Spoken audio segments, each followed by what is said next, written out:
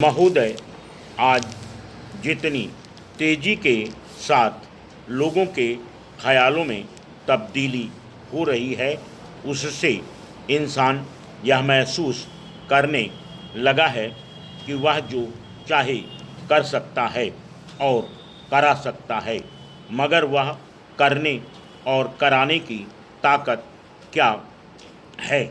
वह एक दिन के अंदर कोई एक शहर ही नहीं, सैकड़ों इलाकों को बर्बाद कर सकता है। अभी तक किसी आदमी के हाथ में बर्बाद करने की ताकत के अलावा पैदा करने की ताकत नहीं आई है।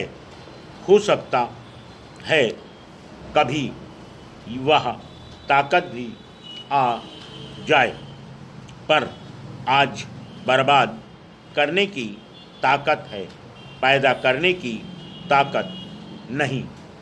गांधी जी जिस समाज का स्वप्न देखा करते थे, वह एक ऐसा समाज था जिसमें सब लोग खुशहाल होंगे और किसी को किसी दूसरे को सताने की ज़रूरत नहीं पड़ेगी और इंसान इंसान रहेगा। वह न तो शैतान बनने की कोशिश करेगा और न खुदा बनने की। वह चाहते थे कि मनुष्य के लिए चारों तरफ से जो हदें बांधी गई हैं, उन्हीं के अंदर रहकर जितनी हो सकती है वह अपनी उन्नति करे, पर उन हदों के बाहर न जाए। इसमें कोई संदेह नहीं कि आज साइंस की काफ़ी तरक्की हो गई है, पर किस ओर? आज रोगों की परीक्षा के तरीकों में बहुत कुछ तरक्की हो गई है और साथ ही साथ रोगों में भी तरक्की होती जा रही है।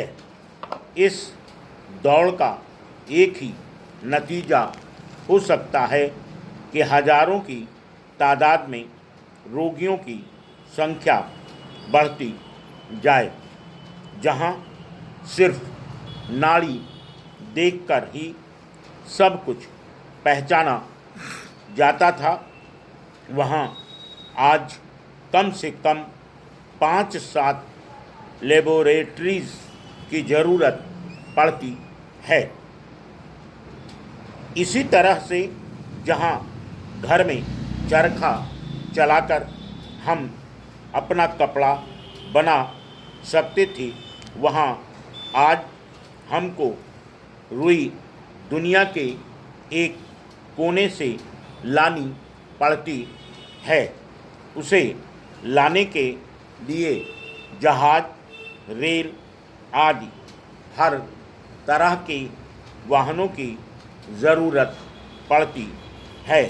इसके अलावा उसे एक कारखाने से दूसरे से तीसरे और तीसरे से चौथे में भेजना पड़ता है और उसके बाद एक दुकान से दूसरी से तीसरी और तीसरी से चौथी में, तब कहीं हमारे घर में कपड़ा आता है जिसको हम पहले आसानी से घर पर तैयार कर लिया करते थे।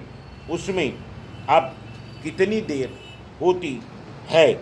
मैं यह नहीं कहता कि जो कुछ हुआ है सब गलत हुआ है, क्योंकि ऐसा कहने से लोग समझते हैं कि यह पिछड़ा आदमी है।